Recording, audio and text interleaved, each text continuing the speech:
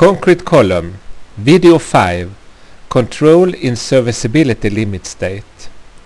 We now make a calculation and study the results for the SLS load case.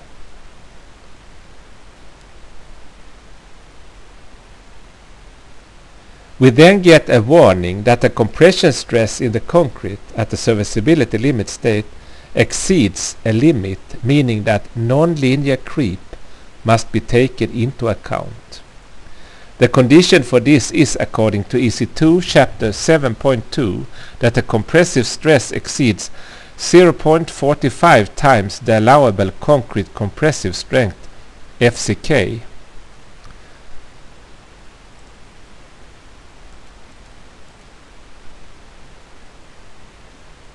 In the result, we see that the cross-section ends up in stage 1, meaning uncracked, and the crack moment is 255 kN. Furthermore, the stresses in concrete and reinforcement are shown. We must now take into account nonlinear creep, and this is calculated according to EC2 chapter 3.1.4, and means in this case an increase of the previous creep value by a factor of 1.22. The respective creep values are increased to 2.4,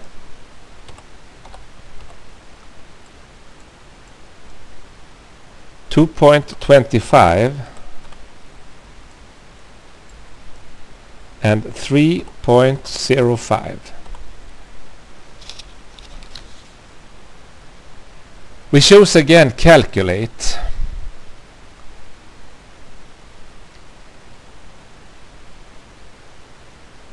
and the warning appears again, but since we have taken into account nonlinear creep, it can now be ignored.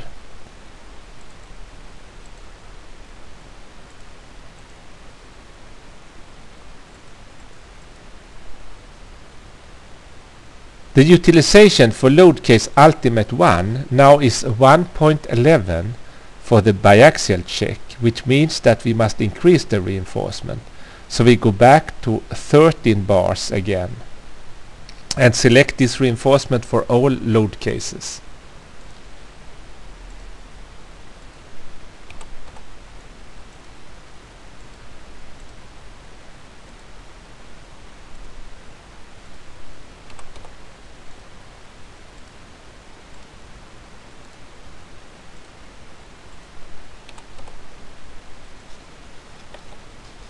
We calculate again.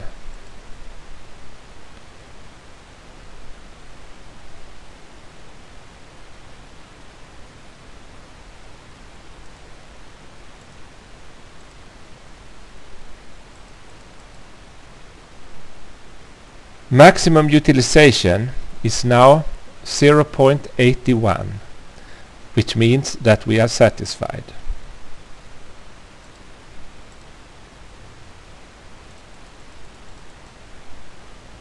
The stresses in the serviceability limit state are also within permissible limits, and since the cross-section ends up in stage 1, the crack width is of course 0. Finally, we wish a printout of the example. As mentioned previously, a preview of the printouts is displayed at all times in the lower window, and it becomes in this case a printout of 8 pages. If we magnify the box,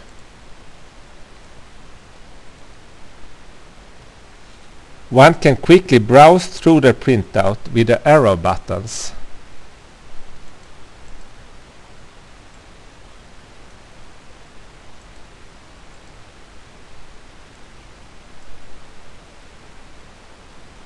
And when it is satisfactory, it can be sent to the printer.